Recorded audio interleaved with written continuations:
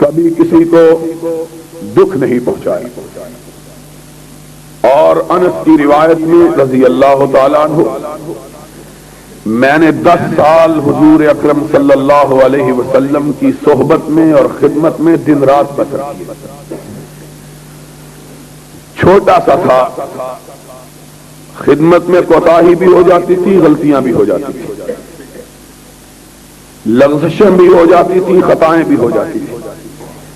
لیکن اس 10 سال کے طویل عرصہ میں کبھی میں نے نبی کی زبان اقدس کو اف تک نہیں سنا.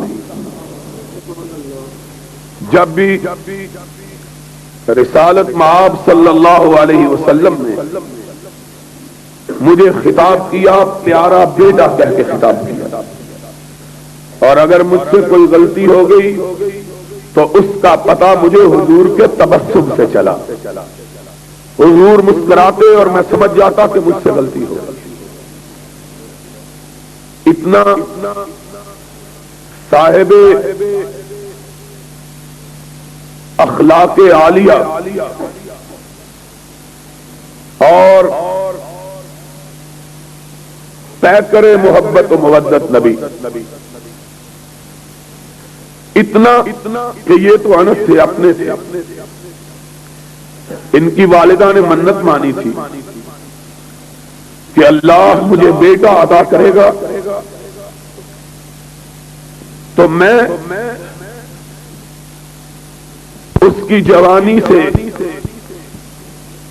اپنے مستقبل کے سنوارنے کی امیدیں نہیں باندھوں گی. اگر رب نے مجھ کو بیٹا عطا کیا تو میری یہ منت نہیں ہے کہ میں اسے پالوں گی، پوسوں گی، پرورش کروں گی، اسے دوں گی، پروان چڑھاؤں گی تاکہ وہ بڑا ہو کے میری خدمت کرے، میرے لیے روٹی کمائے، میرے بڑھاپے کا سرمایہ بنے. بلکہ اللہ اگر تو نے مجھے بیٹا دیا اور میں نے اسے پرورش دی، وہ خدمت کے قابل ہوا، تو اللہ اپنے لیے نہیں مانگتی، میں اسے تیرے نبی کی خدمت کے لیے وقف کر دوں. تو یہ تو انس وہ انس تھے جن کو مانگا ہی نبی کی خدمت کے لیے گیا تھا. لیکن میرے آقا کے خلق عظیم کا عالم تو یہ تھا کہ اپنے تو اپنے، بیگانے اور مخالف بھی آپ کو گالی دیتے تو آپ کی پیشانی پہ سلوٹ تک نہ پڑتی. حتیٰ کہ ایک دفعے سرور گرامی علیہ الصلوۃ والسلام کے رفیق سفر، یار غار، آپ کے وزیر اول جناب صدیق اکبر رضی اللہ تعالی عنہ کو ایک غیر مسلم نے گالی دی، مسلمان بھی نہیں تھا. صدیق اکبر خاموش رہے. اس نے پھر گالی دی، آپ پھر خاموش رہے. اس نے پھر گالی دی، آپ کا پیمانہ صبر لبریز ہو گیا. آپ نے غصے میں آ کر اس کے جواب میں وہی کلمات اس کی طرف لوٹائے جو اس نے آپ کے بارے میں کہے. ذرا اس نبی کی عظمت اور اس مجسم محبت اور پیکر رحمت کی شفقت اور اس کی بلند اخلاقی تو دیکھو کہ صدیق کہتے ہیں ابھی میری زبان سے اس کے جواب میں لفظ نہ نکلے تھے کہ میں نے دیکھا کہ کسی نے ریشم کی طرح کا ہاتھ میرے کندھے پہ رکھ دیا ہے. پلٹ کے دیکھا تو میرے سامنے سرور کائنات کا چہرہ مبارک ہے. آپ نے فرمایا صدیق چپ رہو، کچھ نہ کہو. جب تک تم چپ رہے تھے فرشتے تیری طرف سے جواب دے رہے ہیں، اور جب تم نے گالی دی جواب میں، فرشتوں نے کہا اب یہ جانے اور اس کا کام جانے، میں گالی دینے والا بنا کے نہیں بھیجا گیا۔ اور یہی نہیں کہا بلکہ ساتھ ہی یہ بھی ارشاد کر دیا، فرمایا میرا ماننے والا بھی گالی گلوچ کرنے والا نہیں، کوئی مومن نہ لعان ہوتا ہے، نہ سباب ہوتا ہے، نہ شتام ہوتا ہے، وہ مومن ہی نہیں جو لوگوں کی عزت و آبرو سے کھیلے۔ ایسا نبی جس کے تحفظات کا عالم یہ ہے کہ جب وہ اس کائنات سے رخصت ہو رہا ہے، حد نظر تک پھیلے ہوئے اس کے رفقا، اس کے تلامذہ، اس کے فداکار، اس کے جانثار اس کے سامنے ادب سے بیٹھے ہوئے، وہ جانثار کہ اگر اس کی پلک کا اشارہ ہو تو اپنے دلوں کو اپنے سینے چاک کر کے اس کے پیروں کے اندر رکھیں۔ ایسے فداکار کہ اگر وہ حکم دے تو پہاڑوں کی چوٹیوں سے چھلانگ لگا دے، سمندروں کے سینوں کے اندر گھس جائیں، اپنا سب کچھ اس کے اشارے پہ لٹاتے ہوئے یہ سمجھے کہ ہم نے کچھ بھی نہیں کیا۔ ایسے جانثار جن کی محبتوں کا اور عقیدتوں کا عالم یہ ہے، جن کے احترام کی کیفیت یہ ہے کہ انہوں نے ساری زندگی نگاہ بھر کے بھی اپنے محبوب کے چہرے کو نہیں دیکھا ہے، آنکھ اٹھاتے ہوئے حیا آتی ہے، کہیں پوری نگاہ سے دیکھنا نبی کی توہین نہ ہو جائے۔ اتنا پیار، اتنی عقیدت، اتنا احترام کہ سرور کائنات حضرت محمد الرسول اللہ صلی اللہ علیہ وسلم کی طرف آنکھ اٹھا کے دیکھنا بھی وہ ان کی عظمت، ان کی شان اور ان کے احترام کے منافی سمجھے۔ وہ عقیدت مند بیٹھے ہوئے ہیں، سرور گرامی علیہ الصلوۃ والسلام کا آخری بات،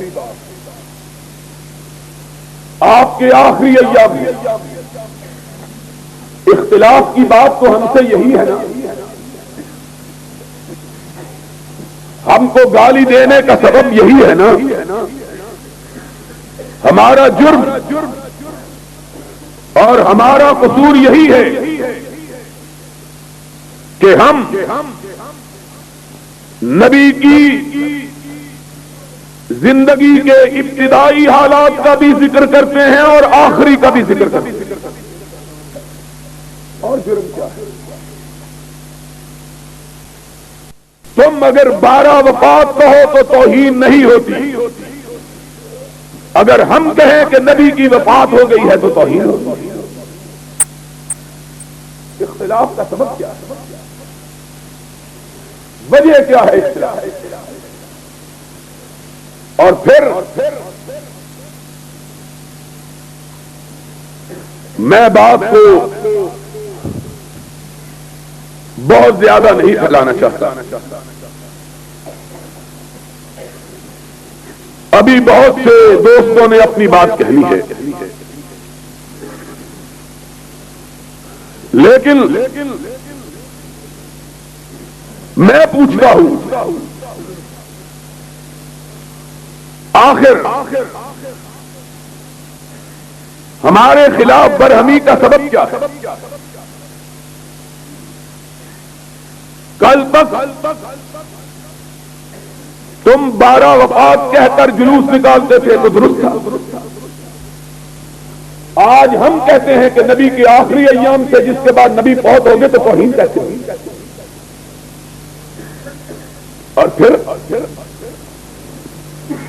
ان بنیادوں پر یہ کہتے ہو کہ امام کعبہ کے پیچھے نماز نہیں ہوتی, امام مدینہ کے پاس پیچھے نماز نہیں ہوتی. اور ہم نے اگر کہا کہ جس کی نماز امام کعبہ کے پیچھے نہیں ہوتی اس کے پیچھے ہماری نماز بھی نہیں ہوتی, پھر اس میں تکلیف کی بات کیا ہے؟ ہمیں سمجھ نہیں آئی. میں یہاں موجود نہیں تھا. یہ اخبارات یہ اس کا فوٹوگرافر ہے, کوئی نمائندہ تو نہیں ہوگا شاید, لیکن خسرو نے کہا تھا کہ کسے پڑی ہے کہ جا سناوے, پیارے پی کو ہماری بتیاں, نہ انگ چینا نہ نیند نینا نہ آپ آویں نہ بھیجے پتیاں. تم آؤ اور ہم تم کو بتلائیں. اس ملک میں فحاشی کو فروغ دینے والے اخبارات, دین کا مذاق اڑانے والے اخبارات, بدماشی کو پھیلانے والے اخبارات اور فحاشی کو فروغ دینے والے اخبارات, اپنی ماں بہنوں کے جسموں کو سجانے والے اخبارات, ہاکی کی ٹیموں کی تصویریں چھاپنے والے اخبارات, اور یہ ضیاء الحق سیرت النبی کے نام پر کانفرنس کروانے والا ضیاء الحق, بھٹو کے دور میں ہاکی ٹیم کا اعلان ہوا, مسلمانوں نے احتجاج کیا, بند ہو گئی. آج سیرت النبی کے ایام میں ربیع الاول کے مہینے میں مسلمان بیٹیوں پر مشتمل ہاکی ٹیم کو میچ کھلوائے جاتے اور بے حیا وزیروں سے ان کے مسافے کروائے جاتے, اور ان کی تصویریں یہ بے حیا اخبارات اپنے اخبار کے صفحات پہ چھاپتے, اور تب بھی اسلام اسلام کے زندہ باد کے نعرے لگتے, اور بے وقوف ملا پھر اس حکومت کے قصیدے پڑھتے, زمن گو صوفیو ملا کلامے کہ پیغام خدا کو بند مارا, بڑے تعویل چادر حیرت انداز خدا و جبرائیل و مصطفیٰ, ان کی زبانوں پہ تالے لگے ہوئے محمد کی سنت کے پرچم کو تھامنے والوں کے خلاف گز گز لمبی زبانیں, اور محمد کی سیرت اور محمد کے لائے ہوئے قرآن کا مذاق اڑانے والے صدر اور اس کے دورے حکومت میں اس کے وزیروں کے اہتمام, یہ منعقد ہونے والے میچ, ان پر زبانوں کو تالے لگانے والے ملا. سن لو, کعبے کے رب کی قسم ہے, تم اکثریت میں ہو تب ہو, اقلیت میں ہو تب ہو, سواد اعظم ہو تب ہو, سواد عقل ہو تب ہو, اہل حدیث کا بچہ کٹ جائے گا, محمد کی سنت میں آج نہیں آنے دے گا.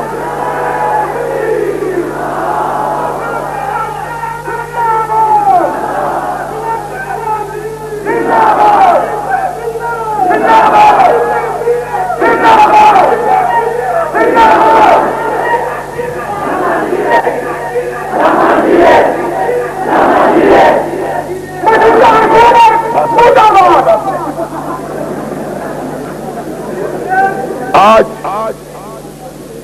ہمارے خلاف سب بات کرتے ہو, سمجھتے ہو کہ ہم تمہیں کچھ نہیں کہیں گے. میں نے کہا تھا جنگ فورم میں, سینے پہ ہاتھ مار کے کہتا ہوں بے غیرت نہیں, وہ کوئی اور ہوگا, ہم نہ ہوں گے. سن لو, یہاں بعض لوگ گرو نانک کا مذہب قائم کرنا چاہتے ہیں, کہ با مسلمان اللہ اللہ با برہمن رام رام، ٹی وی کے فنکار جن کو ٹی وی نے ملا بنایا، اخباروں نے جن کو مولوی بنایا، وہ کہتے ہیں ہر ایک کے پیچھے نماز ہو جائے. تمہاری نماز شیعہ کے پیچھے بھی جائے، تمہاری نماز قبر پرست کے پیچھے بھی جائے. اور بعض لوگ یہ نعرے بلند کرتے ہیں ایک امام ایسا ہونا چاہتا ہوں. یہ امام زمان گولیاں بیچتے بیچتے ملا بننے والے، حکومتوں کی مصلحتوں پر، اقتدار والوں کی مصلحتوں پر ملا قرار دیے جانے والے. سن لو، کعبے کے رب کی قسم ہے جو رسول کی سنت کی پاسداری کے سلسلے میں کعبے کے امام کے پیچھے اور رسول کے مصلی کے وارث امام کے پیچھے نماز نہیں پڑھتا، حکومت کا قانون بھی آ جائے ہم اس کے پیچھے نماز پڑھنے کے لیے تیار نہیں ہے. کیا کہتے ہو؟ کیا کہتے ہو؟ سن لو، میں کہتا ہوں، میں کہتا ہوں نہ بزدل ماں کا بیٹا ہوں نہ بزدل ہوں. سن لو، اگر یہ بات بیال حق ہے، کعبے کے رب کی قسم میں اس کی صدارت کو ماننے کے لیے تیار نہیں. کیا ملا یہ 2 رکعت کے امام کچی روٹی اور پکی روٹی پڑے ہوئے؟ اور مبارک ہو ان لوگوں کو جنہوں نے کام شیعوں کے پیچھے بھی نماز پڑھنے کے لیے، ان کو مبارک. جو صدیق کو گالی دیتا ہے میں اس کے ایمان کو ماننے کے لیے تیار نہیں، اس کی امامت کو کیسے مانوں گا؟ تم بے غیرت ہو، تمہیں بغیر کس طرح. ہم دنیا میں اسی لیے بدنام ہیں، اور خدا کے فضل و کرم سے قیامت کے دن یہی سرٹیفکیٹ بدنامی کا ہماری نجات کا سبب ہے. انشاءاللہ کہیں گے خونے نہ کر دے مکسرا نہ کشتائے، خونے نہ کر دے کسرا نہ کشتائے، جرمم ہمیں کے عاشق روئے گشتائے. کوئی گناہ نہیں کیا، چوری نہیں کی، ڈاکہ نہیں ڈالا، کسی کی عزت پہ حملہ نہیں کیا، لیکن اگر ہم کو کہو کہ امام کائنات کی امامت کے ماننے سے دستکش ہو جائے، اس کو چھوڑ کر روح سیاہوں کو اپنا امام مانیں، اس کے رخ زیبا سے اپنی نگاہ ہٹا لیں اور اس کے چہرے کو دیکھ لیں کہ جس کا چہرہ دیکھنے سے آدمی کو رات کی روٹی بھی میسر نہیں آتی، جمعراتیوں کے پیچھے نمازیں پڑھیں، مردوں کے پیچھے نمازیں پڑھیں، ہم سے نہیں ہوتا. جا اور ظفر SM ظفر یہ نیا مفتی پیدا ہوا، کیا کہیں، یہ کچھ دوست ہیں داور حشر، میرا نام آیا مال نہ پوچھ کہ اس میں کچھ پردہ نشینوں کے بھی نام آتے ہیں. ظفر بھی بولا ہے اسلام کے موقع، یاری نہ ہوتی تو میں اس کو بتلاتا کہ جو بدبخت پیر پگارا کو اپنا پیر مانتا ہے اس کی بدبختی میں شبہ کیا ہو سکتا ہے؟ جو جواریے کو اپنا پیر مانا وہ ہم کو فتویٰ دے تمہاری نماز جواریے کے پیچھے بھی شرابی کے پیچھے بھی تمہاری نمازیں ہو جاتی ہیں، کیونکہ پڑھی نہ پڑھی برابر. ہم نماز پڑھتے ہیں اس کے لیے جس کے بارے میں خلیل نے کہا تھا ان صلاتی و نسکی و محیایا و مماتی للہ، نہ نیاز اس کے سوا کسی کے لیے، نہ نظر کسی. تمہارا جینا بھی پیر کے لیے، مرنا بھی پیر کے لیے. اللہ تمہیں قبر بھی اسی کی نصیب کر دے تاکہ عذاب میں کمی نہ ہو. اس کے لیے اسپیشل عذاب کے فرشتے رکھے گئے. ہم سے کیا بات کرتے ہو؟ کہتے ہیں جی بڑی، اور وہ بات کرتے ہیں جنہوں نے ساری زندگی کبھی نماز پڑھی نہیں، جن کو عید کی نماز پڑھنی نصیب نہیں ہوئی. سلطانہ بھی بولا ہے سارے ملک کو 2 لخت کروانے والا کہتا ہے بڑا افسوس ہوا سنی شیعوں کے پیچھے نہیں پڑتے شیعہ سنیوں کے پیچھے نہیں پڑتے، جب یہ ہوگا میں بھی پڑھ لوں گا۔ تو نہ ہی پڑھے تو اچھا ہے، کیونکہ آتی تو تجھ کو ہے نہیں، پڑھنا کیا ہے۔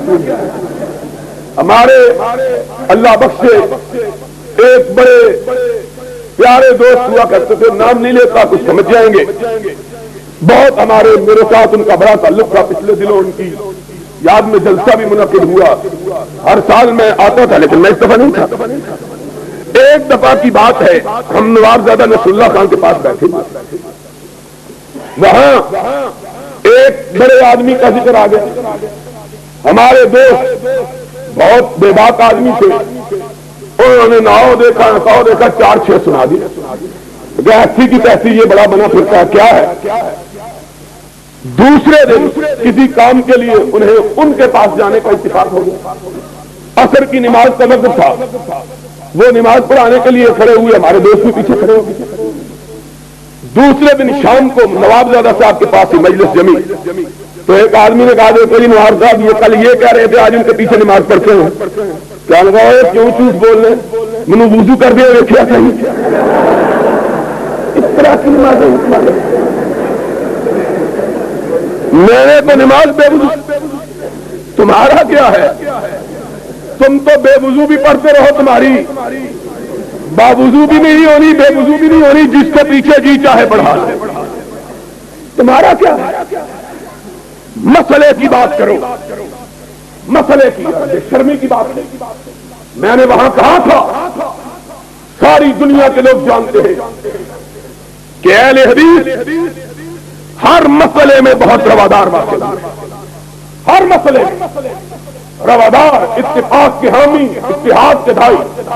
آج اس اسٹیج سے بھی کہتا ہوں کہ ہم سے بڑا اتفاق اور اتحاد کا دائی کوئی نہیں، ہم اتحاد کے دائی ہیں۔ یہ بھی بتلاتا ہوں کس طرح ہم سب سے بڑے اتحاد کے دائی، ہم کو گالی دے لو تب بھی اتحاد کرنے کے لیے تیار، ہم کو برا کہہ لو تب بھی اتحاد کرنے کے لیے تیار، ہم سے لڑ لو تب بھی اتحاد، لیکن ہمارے آقا کی سنت کی توہین کرنے اور کعبے کے رب کی قسم جان دینا گوارا ہے، ہاتھ ملانا گوارا نہیں ہے۔ بات ہے میں نے وہاں کہا تھا بدیانتی سے نہیں کھا، میں نے کہا تھا جو لوگ کعبے کے امام کے پیچھے نماز نہیں پڑھتے ان کے پیچھے ہماری نماز، تم کو ان کے پیچھے ہو جاتی ہے، ہم ابھی تمہاری نماز جنازہ پڑھنے کی، ہمارا کیا ہے، ہم تمہارے پیچھے بھی پڑھنے کے لیے تیار ہیں، تمہاری بھی پڑھنے کے لیے تیار ہیں، لیکن اگر تم کہو کہ کعبے کے مدینے کے فتویٰ چھپا کہ جس نے مدینے کے امام کے پیچھے نماز ادا کی ہے اس کا نکاح ٹوٹ گیا۔ ایک عورت نے مجھ پر ٹیلی فون کیا، اس نے کہا علامہ صاحب نماز میرے خامن نے پڑھی ہے، نکاح میرا ٹوٹ گیا ہے، اس میں جرم میرا کیا ہے؟ میں نہیں سمجھی بات، نماز تو میرے خامن نے پڑھی، نکاح مولوی نے میرا توڑ دیا ہے، میرا کیا قصور ہے؟ میں نے کہا نہ تیرے خامن کا قصور ہے نہ تیرا قصور ہے، قصور اس بدبخت مولوی کا ہے۔ اس نے کہا کئی گھروں سے ہمیں نکاح کا بلاوا نہیں آیا، چلو اسی بہانے تجدید نکاح کی فیس تو مل جائے گی۔ یہ تو وہ لوگ ہیں، ہمارے سیالکوٹ کی بات ہے مولوی سلیمان صاحب، میں خدا کی قسم کھا سکتا ہوں، مرزا صاحب سن رہے ہیں، میں اللہ کی قسم اپنا ذاتی واقعہ بیان کرتا ہوں۔ ہمارے محلے کے پاس ایک نبینا حافظ صاحب ہوا، ہمارا محلہ سارا وابیوں کا تھا، اللہ کا شکر کچھ ہمارے اندر تب بھی سختی آ گئی ہے کہ ہمیں اس طرح کی کوئی بات دیکھنے کا، کیوں یہ افساد ساری وابی تھی گرد و پیش میں۔ ہمارے محلے کے سامنے ایک محلہ تھا، میں چھوٹا سا تھا 10-9 برس کا، جب میں نے قرآن حفظ کیا، یہ حافظ عالم بیٹھا ہوا یہ میری غلطیاں نکالا کرتا تھا، میں جا کے ایک حافظ تھا پڑوس میں، یہ تو دکانداری کرتے تھے، میں نے اب دور کرنا ہوتا تھا اور گرد و پیش میں کوئی حافظ نہیں تھا، ایک نبینا حافظ تھا بریلوی، اس کے پاس جا کے دور کیا کرتا، 9 برس کی عمر، لیکن وہابیوں کو ذہن شروع سے ہی کچھ اس طرح کا خراب ہی ہوتا ہے۔ ایک دن ایک آدمی اس کے پاس آیا، کہنے لگا ابو جی میرا منڈا مر گیا، جنازہ پڑھا دیں۔ حافظ محمد علی اس کا نام تھا، نبینا، کہنے لگا چلو چلو منڈے سارے جنازہ پڑھو۔ میں نے کہا اگر کا ختم کرنے چلو تو ہم نہ جاتے، جنازے کی تو کوئی بات نہیں ہے، جنازہ پڑھنے گئے اس نے 5 روپے دیے جنازہ، کہہ رہا ہے ایک جنازے نے سے اذان تو کسی اور کو دعائی تھی وہ بھی پیسے کھا دیا، انہوں نے کہا یہ تو مر گیا ہے، کہنے لگا اذان تو دعائی صحیح نا، ان کا کیا ہے؟ یہ تو لوگوں کے نکاح اسی لیے توڑتے پھوڑتے رہتے ہیں کہ پھر نکاح کی فیس ہمیں مل جائے، جو لوگ یہ کہیں۔ اور عقیدہ کیا ہے؟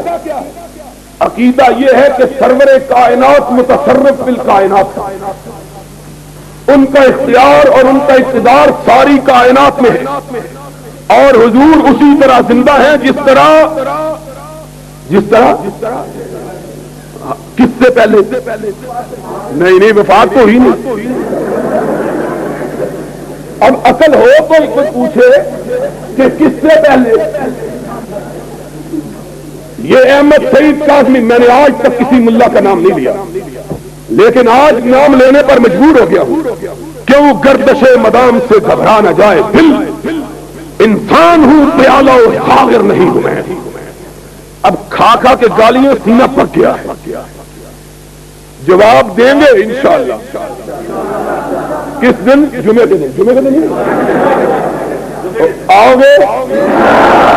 نہیں، میں عربی سے بیٹھا تھا سی اردو میں، انشاءاللہ میں نہیں منتا، ہاتھ اٹھا کے کہو۔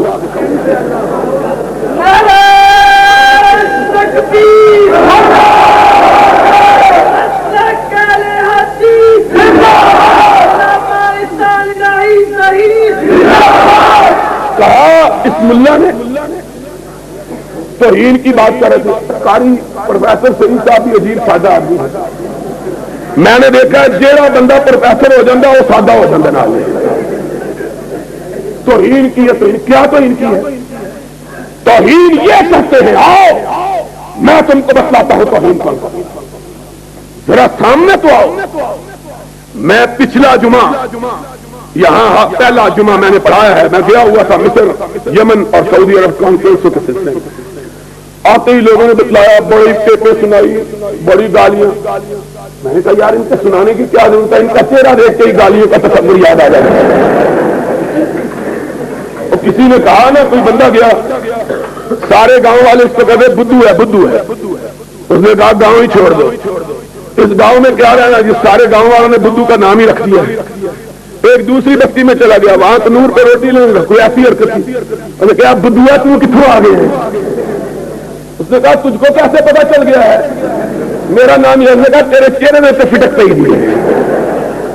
ان کی میں نے کہا ان کو بتلانے کی کیا ضرورت ہے کہ گالیاں دی، ان کے چہرے پر ہی گالیاں لکھی ہوئی ہیں، ماشاءاللہ۔ ان سے کوئی اور چیز کی توقع کیا رکھی جا سکتی؟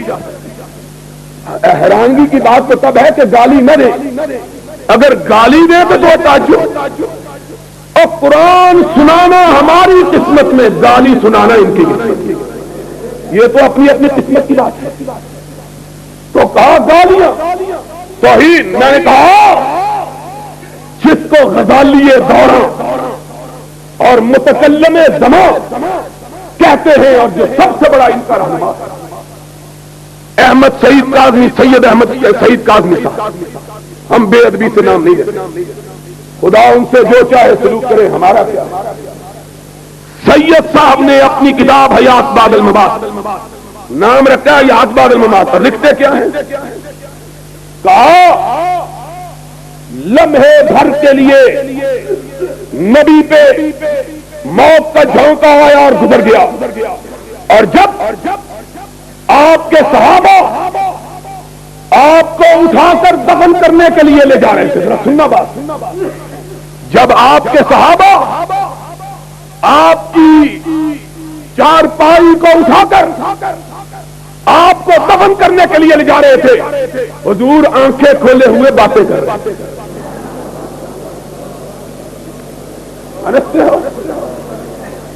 اور رو ماتم کرو، ہنسنے کی بات نہیں، مولوی رونے کی بات ہے، ہنسنے کی بات ہے۔ میں نے کہا اس سے بڑی نبی کی توہین کیا بنی؟ ظالموں، یہ فاطمہ کا بابا ہے جس کے بارے میں یہ گستاخی کرتے ہیں، تمہارا باپ ہو اور آنکھیں کھولے ہوئے باتیں کر رہا ہو، میں دیکھوں تم اس کو مٹی کے نیچے کیسے دفن کرتے ہو۔ تمہارا باپ نہیں تھا، فاطمہ کا باپ، یہ عائشہ کا شوہر تھا، اس لیے اس کے بارے میں ایسی گستاخی کرتے ہیں۔ کبھی اپنی بیٹیوں کے باپ کے بارے میں بھی تو ایسی بات کرو کہ وہ باتیں کر رہا تھا، آنکھیں کھولے ہوئے تھا اور ہم اس کو اٹھا، تم نے کیا تاثر دیا ہے؟ صدیق و فاروق،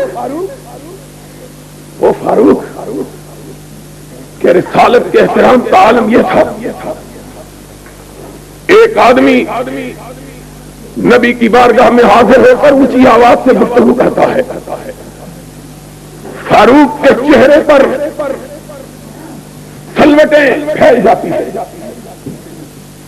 صحابی دیکھتے ہیں فاروق کے لب تھرتھرا رہے ہیں، چہرہ غصے سے سرخ ہے۔ کیا دیکھا؟ نبی کی نگاہ پڑی، فاروق کے چہرے کو دیکھا، پھر اس کے ہاتھ پہ نگاہ گئی، دیکھا تلوار کے دستے کو پکڑے ہوئے ہاتھ لرز رہا ہے۔ نبی نے کہا فاروق رک جاؤ، فاروق رک جاؤ، فاروق رک جاؤ۔ فرمایا آنکھوں میں آنسو آ گئے، آقا میرے سامنے کوئی آپ سے اونچی آواز میں بات کرے، کعبے کے رب کی قسم ہے اگر آپ کا احترام رکاوٹ نہ بنتا تو اب تک اس کی گردن کٹ چکی ہوتی۔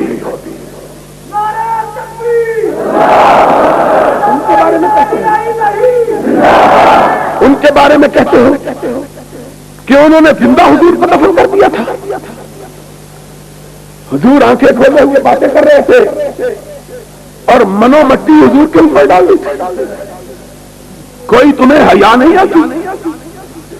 اس ملا کو کہو جس نے یہ لکھی ہے، ایک دن کے لیے ذرا وہابیوں کو تو تجربہ کرنے دے اپنی ذات اقدس پر، ذرا دیکھ تو صحیح ہم مولوی سلیمان کو گورکن بنا کے تیرا حشر کیا کرواتے ہیں، دیکھ تو صحیح، حیا نہیں آتی۔ اور یہ تو سعید قاسمی صاحب تھے۔ اب ذرا بات سن لو، عادت نہیں ہے مجھ کو، لیکن گرچہ ہو مشاہدہ کی گفتگو بنتی نہیں ہے بادہ ساغر کہے بغیر۔ آج تم نے اگر مجبور کر دیا ہے اپنے اکابر کے چہروں کی نقاب کشائی پر تو ذرا سن لو، گستاخی کی بات کرتے ہو۔ میں نے ایک کتاب لکھی، بتایا نام نہ لینا ممنوع ہے، یہ ٹھگنے، یہ ہم جیسے بلند قامت لوگوں کی کتابوں کو ممنوع قرار دیتے ہیں اور سمجھتے ہیں ہم کہیں گے اچھا جناب میں نے تب بھی کہا تھا آج بھی کہتا ہوں، لاہور کے اس جلسے میں تمہارا یہ حکم میرے بوٹ کی نوک پر نہیں مانتا، جاؤ جو جی چاہے کر لو۔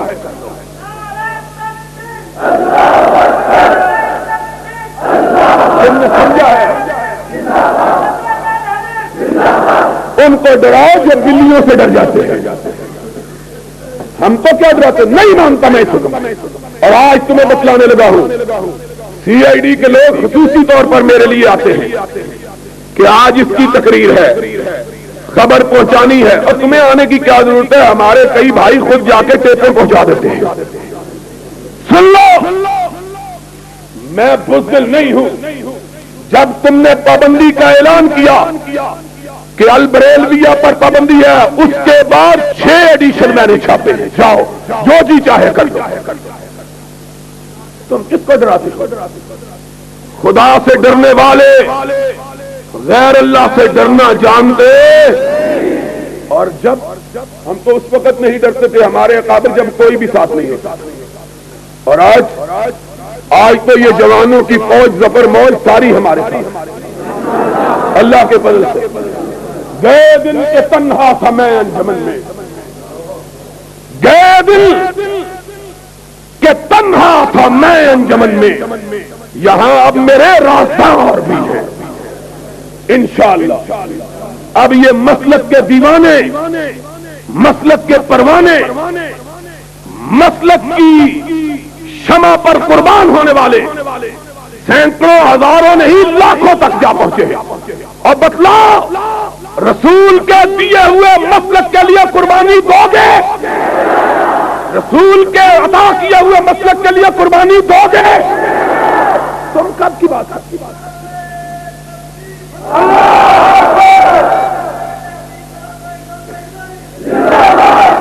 یہ وہ نوجوان ہیں جن کے بارے میں اقبال نے کہا تھا اگر جواں ہو میری قوم کے جسور و غیور، کلندری میری کچھ کم سکندری سے نہیں۔ ضیاء الحق بھی حکمران ہے لیکن ہم بھی حکمران ہیں۔ سن لو، ہم آتے ہیں لوگ زندہ آباد کے نعرے لگاتے ہیں، لوگ آنکھیں بچھاتے ہیں، یہ آتے ہیں تو راستے صاف کرواتے ہیں کسی کی نظر اس کو نہ لگ جائے۔ یہ بھی حکمران راستے صاف کرواتے ہیں۔ میں نے پوچھا یہ مال روڈ آج کیوں بند ہے؟ کہنے لگے امیر المومنین کی سواری آ رہی ہے۔ میں نے کہا امیر المومنین کی سواری آ رہی ہے تو مومنوں کو کیوں روکتے ہو؟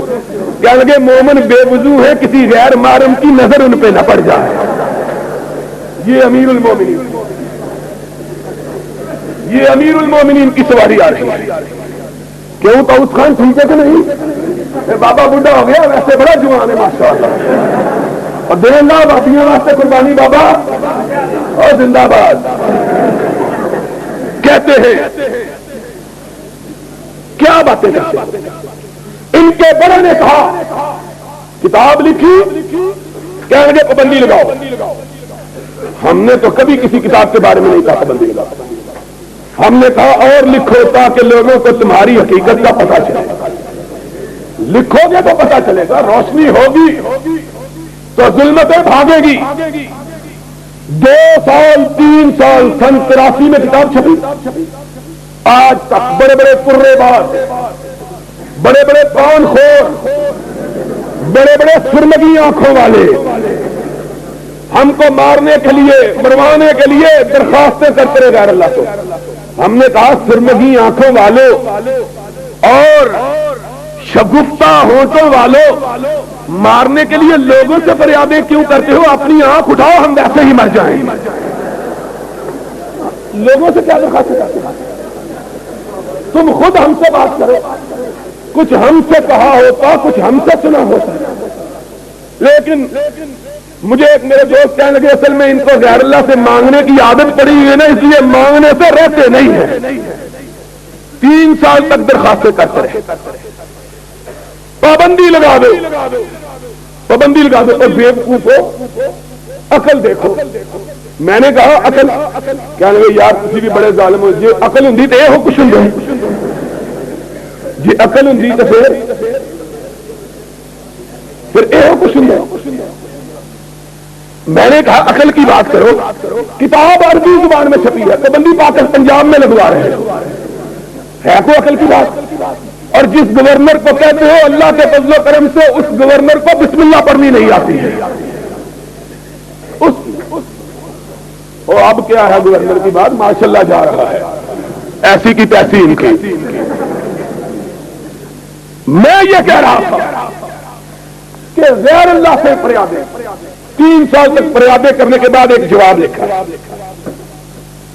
جواب میں کیا لکھا ہے؟ میں نے لکھا کہ جناب ان کے بڑے جو تھے بڑے کالا رنگ تھا۔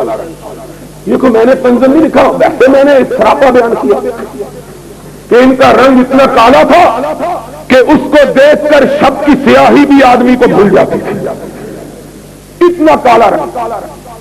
اور میں نے کہا، میں نہیں کہتا، ان کے بیٹے نے کہا، ان کے بھتیجے نے اپنی کتاب میں لکھا ہے کہ رنگ گہرا گندمی تھا۔ رنگ یہ گہرا گندمی کیا ہوتا ہے؟ گندمی تو ہوا مولوی سلیمان کا، اور گہرا گندمی کس کا ہے؟ ایسے رکھنا کوئی بندہ اٹھ کے کھلو جائے کوئی نہیں ادھر جا کے دیکھ لا. گندمی تو ہم نے سنا ہے, یہ گہرا گندمی کیا ہوتا ہے؟ اور پھر یہاں نہیں کہا, یہ نہیں کہا, ان کے بھتیجے حسنین رضا نے خود لکھا کیا لگا, لیکن زمانے کی گردشوں سے وہ گہرا گندمی رنگ اس کی چمک بھی ختم ہو گئی. اس کی چمک بھی کیا مطلب ہے؟ اب کوئی بات باقی رہ گئی ہے؟ کوئی بات رہ گئی ہے باقی؟ یہ میں نے ویسے ہی چلتے چلاتے لکھا, کوئی بات نہیں تھی. اب رنگ تو اللہ کے دیے ہوئے ہیں. اب جناب اس کا جواب لکھا بڑے غصے کیا لگے, جھوٹ بولا اس صحابی نے. حضور کا رنگ بالکل گہرا نہیں تھا, رنگ بلکہ گاڑا تھا. کتابت کی غلطی سے گاڑے کو گہرا لکھ دیا ہے.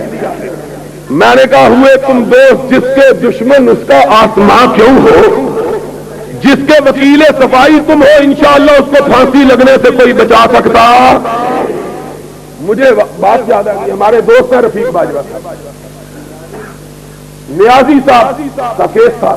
نیازی صاحب کو 1 مہینے کے لیے سزا گورنمنٹ نے دی, 1 مہینے کے لیے جیل میں بھیجا. اپنے نیازی صاحب,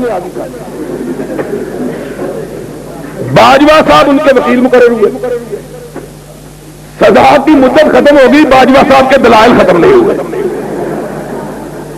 میں عدالت میں گیا, تو ہے نا سیاسی. میں نے کہا نیازی صاحب یہ پھانسی لگنا تھی کہ کتنے پیسے دیتے جی وکیل نے؟ کل میں 3200 روپیہ. میں کہ کم 32 روپے میں کرنے کو تیار تھا. یہ پھانسی لگنا پھر 3200 روپئے دیں کسی. میں نے کہا باجوہ صاحب ایک نئی درخواست دے رہے ہیں مزاج میں. میں نے کہا چلے کیا؟ میں نے کہا انہوں نے آج درخواست دینی ہے چیف جسٹس کو کہ ان کی نظر بندی کی میعاد میں توسیع کر دی جائے تاکہ میرے دلائل ختم ہو جائیں. یعنی رہائی کے لیے کیس کر رہے ہیں اور اس کی نظر بندی کے دن ختم ہو گئے, دلائل ختم نہیں ہوئے. یہ حال ہے. کہہ لگے گہرا نہیں, وہ تو کتابت کی غلطی, گاڑا رنگ. میں نے کہا اس نے تو بیچارے نے لحاظ کیا, ملا تو نے گاڑے پر لک پھیر دی ہے. یہ جواب ہے, یہ جواب دیا ہے. کاش اہل حدیثوں کا یہی تو قول ہے اپنے نبی کی خدا میں, بل ہاتھو برہانکم ان کنتم صادقین. اپنی زبانوں کو تلواریں اور اپنی قلموں کو بندوقیں مت بناؤ, دلیل سے بات کرو. تم کہتے ہو سعودی عرب نے قبریں گرا دی ہیں, ظلم کیا. جاؤ, میں اللہ کے فضل و کرم سے اہل حدیث کا ایک چوکیدار ہونے کی حیثیت سے اس اسٹیج پہ جہاں سینکڑوں کی تعداد میں کیپیں لگی ہوئی, ہزاروں کی تعداد میں لوگ بات سن رہے ہیں, دمکے کی چوٹ اپنے احباب دوستوں کی, علماء کی, رفقا کی موجودگی میں اعلان کرتا ہوں, دنیا کے ذخیرہ حدیث سے ایک حدیث نکال کے دکھا دو جس میں نبی یہ کائنات نے قبروں کو پختہ بنانے کا حکم دیا ہو. صرف ایک حدیث, صرف ایک حدیث, صرف ایک حدیث. کعبے کے رب کی قسم ہے, کل تمہارے ساتھ میں مل کر سعودی عرب کے خلاف جلوس نکالوں گا اور کہوں گا کہ پختہ قبروں کو کیوں گرایا ہے. یا بتلاؤ نبی کی اپنی بیوی, وہ بیوی کہ جس کے مرنے کے بعد بھی نبی اس کو نہیں بھولا. ام المومنین عائشہ نے کہا رضی اللہ تعالی عنہا, مجھے نبی کی زندہ بیوی پر کبھی رشک نہیں آیا. پیار تھا نا, اور جس سے پیار ہوتا ہے آدمی اس کی نگاہ کو پلٹتے ہوئے دیکھنا بھی گوارا نہیں. اس کی نگاہ ذرا پلٹتی ہے بے چین ہو جاتا. صدیقہ کائنات کی کل کائنات نبی کا وجود اقدس تھا. اس نے مجھے کبھی نبی کی کسی زندہ بیوی پہ رشک نہیں آیا تو خدیجۃ الکبریٰ پہ آیا. میں نے اس کو دیکھا بھی نہیں تھا. ماں پھر تجھ کا رشک کیوں آیا؟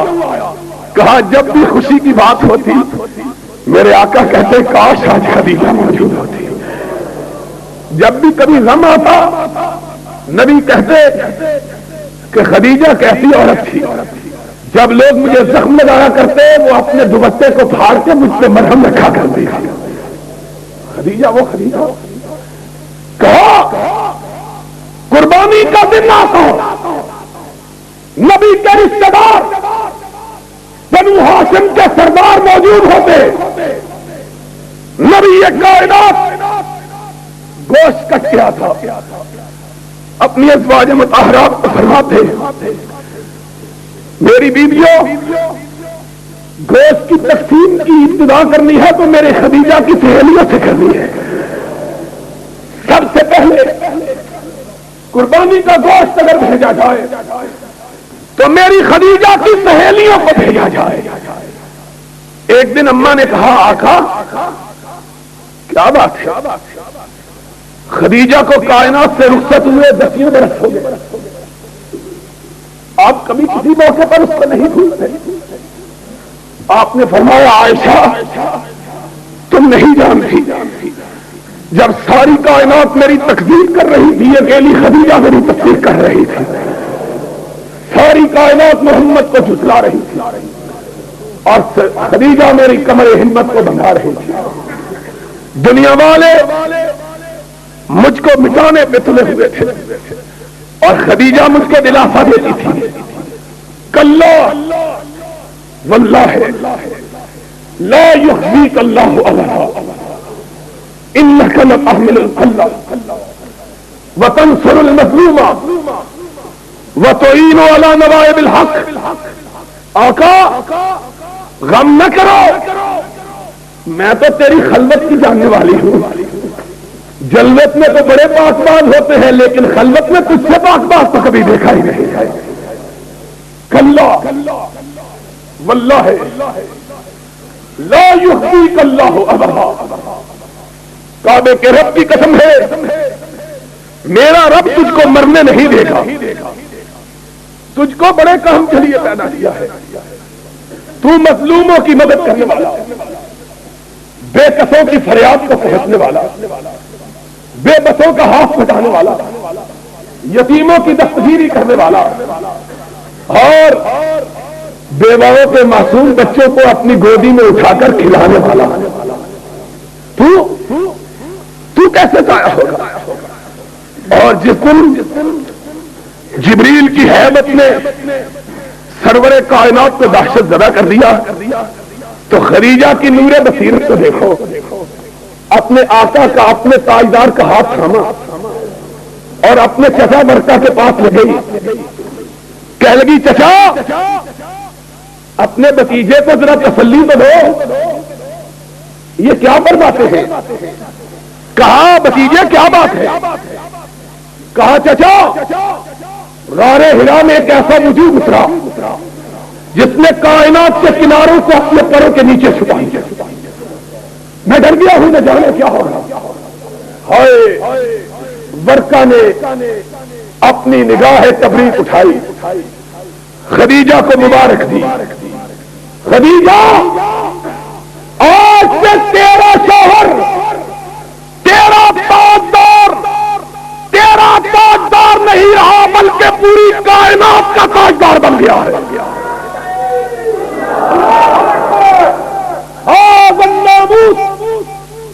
الذی انزل علی موسیٰ محمد تجھ کو مبارک ہو کہ آج تجھ پہ وہ فرشتہ آیا ہے جو اللہ صرف اپنے محبوبوں پہ بھیجا کرتا ہے. اور پھر اپنے اوپر نگاہ یا لیتنی کنت جزعا. کاش ہائے ہائے کتنی مبارک عورت ہے. اس کے رشتے دار کتنے مبارک ہیں. اس کا نور بصیرت دیکھو لے کے کس کے پاس آئی ہے. یہ ہے نور بصیرت. اسی لیے کہا جاتا ہے مشورہ کرو تو کسی محب سے کرو، محبت کرنے والے سے، اچھے آدمی سے، کیونکہ مشورے والے بھی لٹیا ڈبو دیتے ہیں۔ کہا یہ جتنے حکمران آئے ہیں ان کا بیڑا غرق اللہ کے فضل سے مشیروں نے کیا، یہ مشورہ دینے والے ہیں، لیکن اس عورت کا نور بصیرت دیکھو، مشورے کے لیے لے کے گئی تو کس کے پاس لے کے گئی؟ کس کے پاس؟ ایسا جہادیدہ انسان، ابھی حضور نے کلمہ نہیں پڑھا، کلمے کی دعوت نہیں دی، پہلے ہی ایمان لے آیا، کلمہ یا لیتنی کنت جزا، ہائے میں اس دن جوان ہوتا جب تیری قوم تجھ کو تیرے وطن سے نکالے، میں تیری مدد کرتا، ہائے ہائے۔ اسی لیے محدثین نے کہا ہے کہ انشاءاللہ دعوت سے پہلے ہی برکہ کا انتقال ہو گیا، دعوت کا آغاز ابھی نہیں ہوا تھا۔ محدثین نے لکھا ہے انشاءاللہ جو لوگ فطرت پر اٹھیں گے اور جنہوں نے نبی کی دعوت کو نہیں پایا لیکن جنت میں جائیں گے انشاءاللہ ان میں برکہ ابن نوفل بھی ہوگا۔ یہ وہ بندہ ہے جس نے سنی بات، کہا یا لیتنی کنت جزا، ہائے کاش میں اس دن جوان ہوتا جب تیری قوم تجھ کو نکالے، میں تیری مدد۔ نبی نے کہا اب مخرجین، کیا میری قوم مجھ سے نکالے گی؟ فرمایا جس نے بھی تیری بات کی اس کو تیری قوم نے ضرور نقصان پہنچانا۔ اور وہابیوں خوش آ جاؤ، ورقہ کی حدیث کے مطابق آج نبی کے سچے ساتھی کائنات میں اگر ہو تو تم ہو، کیونکہ تمہیں بھی اسی طرح دکھ پہنچایا جاتا ہے جس طرح نبیوں کو دکھ پہنچایا گیا تھا۔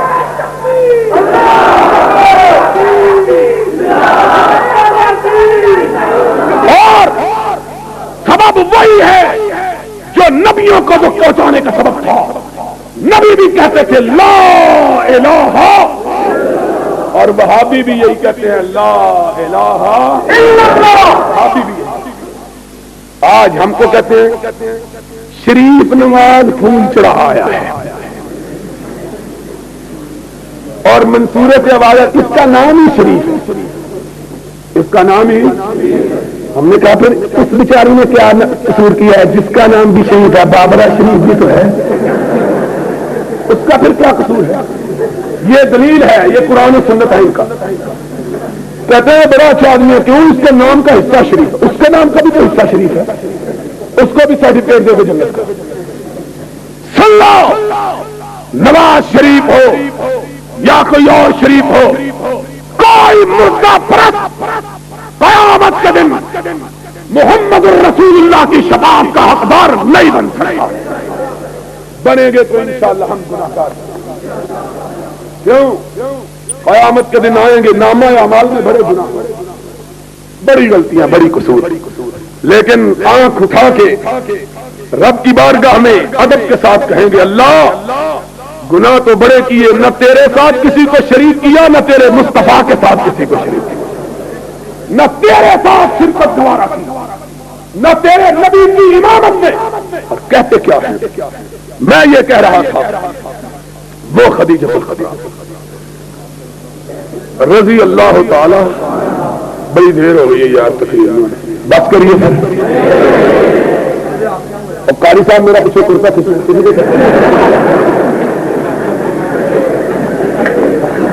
اور قاری صاحب نے سن کے جاؤ گے کوئی اعتبار نہیں،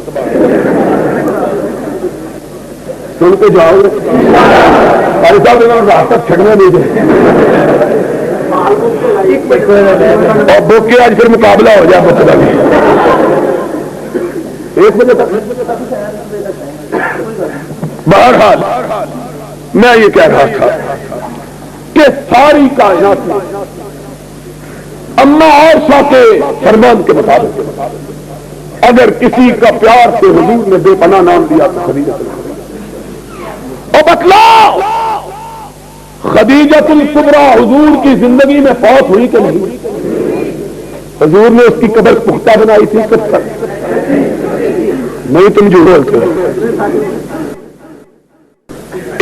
تم کوئی حدیث دکھا دو، تم حدیث دکھا دو، انشاءاللہ بھابی چندہ کر کے تمہاری قبروں کو پختہ کر دیتے ہیں، انشاءاللہ انتظار کریں گے کب تم مرو کب سیمنٹ کی بوریاں تمہارے اوپر ابھی مرزا صاحب نے ٹھیکہ دے دیں گے تو یہ قبرہ بنا تم کرو بات کوئی حدیث دکھاؤ سید الشہداء قیامت تک آنے والے شہیدوں کا سردار کون ہے؟ حمزہ تاریخ کے چہرے کو ضیا بخشی ناقدو وقت کی رفتار بدلنے کے لیے میں نے مجبور زبانوں کو نوا بخشی ہے کج گلاہوں کی رعونت کا اڑایا ہے مذاق میں نے تاریخ کے چہرے کو ضیا بخشی ہے آج کہتے ہو پختہ مدار قبے جبے لائٹیں اور جس کے اندر روشنی نہیں باہر ٹیوبیں لگا لو تب بھی روشنی ہو سکتی اور جس کے اندر روشنی ہے اس کو باپدا کی بجلی کی ضرورت ہے اندر تاریخ انہوں لوڈ شیڈنگ ہوئی ہے سنو نبی کی زندگی میں حمزہ فوت ہوا کہ نہیں شہید ہوئے تھے اتنا پیار تھا نبی کو اتنا پیار کہ کم لوگوں کو معلوم ہے کہ نبی سے حمزہ کی تہری رشتہ داری عام لوگوں کو یہی پتا کہ چچا یہ تو ٹھیک ہے تہری رشتہ داری تھی تہری کسی کو پتا ہے نبی کے بھائی بھی تھے دودھ شریک بھائی نبی کے دودھ شریک اور نبی کے ہم عمر بچپن کا یارانہ بھی تھا بچپن کی دوستی بھی تھی اتنے رشتے اتنا پیار اور جب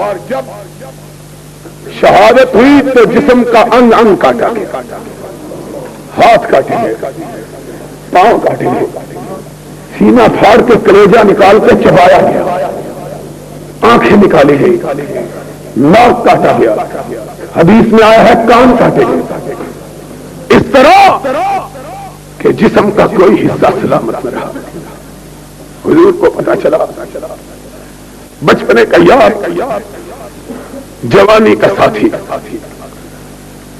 دودھ شریک بھائی سگا چچا اور وہ چچا جس نے اسلام لانے سے پہلے بھی حضور کا دفاع کیا تھا جس نے اسلام لانے سے پہلے بھی حضور کے لیے لڑا کرتا تھا ایسا میرا یار ہے میرا بچپن کا ساتھی ہے میں اس کے متعلق بات نہیں سنتا حضور کو پتا چلا مزمل و مدثر بھاگے ہوئے آئے وہ چادر جس کا ذکر آسمان والے نے اپنے قرآن میں کیا ہے اپنے کندھے مبارک سے اٹھائی حمزہ کی کٹی اور پھٹی ہوئی لاش کو دیکھا اپنی چادر مبارک حمزہ کی لاش مبارک سے ڈال دی حمزہ کی بہن صفیہ بھاگی ہوئی سرور کائنات نے دیکھا پھوپھی آ رہی ہے آنکھوں میں آنسو آ گئے کہا میں اپنی پھوپھی کو کون سے حمزہ کا چہرہ دکھاؤں کوئی عضو سلامت نہیں ہے حضور کھڑے ہو گئے پھوپھی پلٹ جاؤ عرض کرنے لگی بھتیجے تم صرف بھتیجے ہی تو نہیں میرے آقا بھی ہو اگر حکم ہے تو پلٹ جاتی ہے لیکن اگر اجازت دے دو تو اپنے بھیا کی لاش کو دیکھیں آپ نے فرمایا تم بھی لاش دیکھنے کے قابل نہیں ہے ظالموں نے اس طرح ظلم کیا کہ کوئی عضو بھی تو سلامت نہیں رہا دیکھو گی تو کیا دیکھو ہائے نبی کے گھرانے کی عورتوں تم پہ خدا کی لاکھوں رحمتیں تم نے امت کیا تجھ پہ رب کی لاکھوں رحمتیں کہنے لگی آقا میں نے پہلے کہا ہے تم صرف بھتیجے نہیں بلکہ آقا و مولا بھی ہو حکم ہے تو پلٹ جاتی ہے لیکن اگر سمجھتے ہو کہ میں اپنے بھیا کی کٹی پھٹی لاش کو دیکھ کے چیخو پکار کروں گی ماتم و بہن کروں گی تو ایسا تو نہیں ہوگا آقا میں جب اپنے بھیا کی کٹی ہوئی لاش کو دیکھوں گی تو سر اونچا کر کے کہوں گی اللہ تیرا شکر کہ تو نے میرے بھیا کو وہ موت عطا کی کہ اس نے اپنی بہن کا سر ساری بہنوں سے اونچا کر دیا ہے کیوں ساری بہنیں اپنے بھائیوں کے سر اٹھا کے اپنے رب کی بارگاہ میں آئے گا اللہ میرا بھیا تیری بارگاہ میں اپنا سر کٹا کے آیا ہے، اور میں آؤں گی سر فخر سے بلند کر کے اور کہوں گی اللہ ساری بہنوں کے بھائی تو صرف سر کٹا کے آئے اور سفیہ کا بھائی اپنے جسم کا ایک ایک حصہ کٹا کے آیا ہے، ایک ایک حصے سے۔ آقا نے چادر پلٹی، سفیہ نے دیکھا، کہا انا للہ و انا الیہ راجعون، بھیا غم نہ کرو، اگر تمہاری لڑائی خدا کے لیے تھی تو خدا تمہارے اجر کو ضائع نہیں کرے۔ بہن کی نگاہ آسمان کی طرف اٹھی، عرش والے کو جلال آ گیا، جبریل کو بھیجا، جاؤ میرے محبوب کے ذریعے ساری کائنات والوں کو سنا دو، سید الشہداء حمزہ قیامت تک جتنے بھی شہید ہوں گے ان سب کا سردار اللہ نے حمزہ کو بنا دیا۔ وہ حمزہ جس کو قیامت تک آنے والے شہیدوں کا سردار قرار دیا، اس کی نعش مبارک کو نبی نے اٹھایا، اس کے اوپر پختہ قبر بنائی تھی۔ تم بتلا دو، ماننے کے لیے تیار۔ نبی کے 4 بیٹے نبی کی زندگی میں فوت ہوئے، آخری بیٹا ابراہیم کہ ناز کی ان کے لب کی کیا کہیے، ایک پنکھڑی گلاب کی سی تھی وہ ابراہیم کہ جب فوت ہو گئے ان کی بہن نے ان کو اپنے ہاتھوں میں اٹھایا، اتنے نازک تھے کہ حدیث پاک میں آیا ہے نبی جو کبھی جذباتی نہیں ہوئے تھے اس وقت جذباتی ہو گئے، فرمایا رزقاً بالقواریر، میری بیٹی میرے پھول کو آرام سے اٹھانا، کہیں تیرے ہاتھوں کی لمس سے مسئلہ نہ جائے۔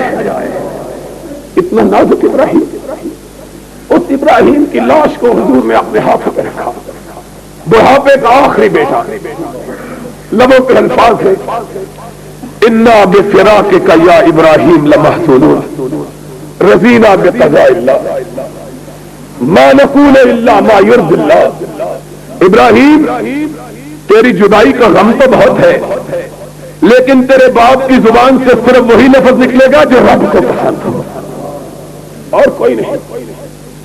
آنکھوں سے آنسو موتیوں کی طرح گر رہے، سرور کائنات کو ہوتے ہوئے صحابہ نے دیکھا کوہرام مچ گیا۔ ایک صحابی ڈرتے ڈرتے آگے بڑھا، اس نے کہا یا رسول اللہ، اس مسکراتے ہوئے چہرے پہ آنسوؤں کی لڑیاں، آپ بھی رو رہے ہیں؟ آپ نے فرمایا ساتھی یہ میرے جگر کا ٹکڑا تھا جو مجھ کو چھوڑ کے اپنے رب کے پاس چلا گیا ہے، اور انسان یہ خون اور گوشت کا پتلا یہ غموں سے متاثر ہوتا، خوشی سے متاثر ہوتا، لیکن زبان سے شکوے و شکایت کی لفظ مومن نہیں نکالتے۔ یہ حضور کی حالت، اٹھایا بیٹے کو قبرستان میں دفن کیا، جاؤ بخاری شریف، مسلم شریف، ترمذی، ابو داؤد، نسائی، ابن ماجہ، مسند احمد، موطا امام مالک، حدیث کی ساری کتابیں اٹھاؤ، صحابہ سے کوئی ایک روایت مت لو کہ کسی نے کہا ہو جہاں حضور نے اپنے بیٹے کو دفن کیا کسی کو اس کی قبر معلوم بھی تھی کہ نہیں، کپڑے مٹنے کے لیے فرمان رسول علی کو یہ اہل حدیثوں کے ہاتھ میں ما رأیت قبرا مشرفا الا سبیتا بلا صورتا الا سبقتا۔ اے علی جو بالش سے قبر اونچی نظر آئے اس کو برابر کر دو، جو مورتی نظر آئے اس کو مٹا دو۔ اہل حدیث رسول کا پیغام لے کر قبروں کو مٹانے کے لیے نکلے، تم قبروں کے بنانے کے لیے کوئی جھوٹی حدیث ہی دکھا دو، کوئی دکھا دو۔ لڑتے ہیں اور ہاتھ میں تلوار، لڑتے ہیں اور ہاتھ میں۔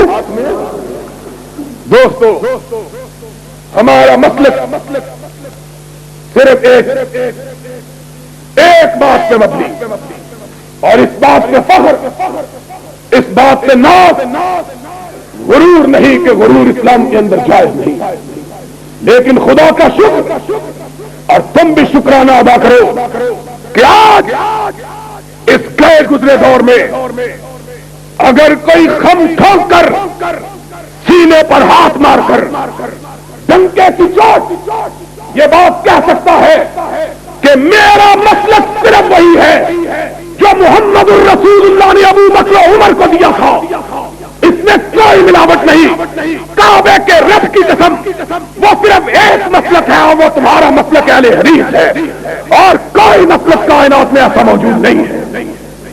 جاؤ لوگوں سے پوچھو، ساری دنیا کے مسلک والوں سے، کوئی کہے گا بزرگ کی ملاوٹ ہے، کوئی کہے گا امام کی ملاوٹ ہے، کوئی کہے گا فقیہ کی ملاوٹ ہے، کوئی کہے گا محدث کی ملاوٹ ہے۔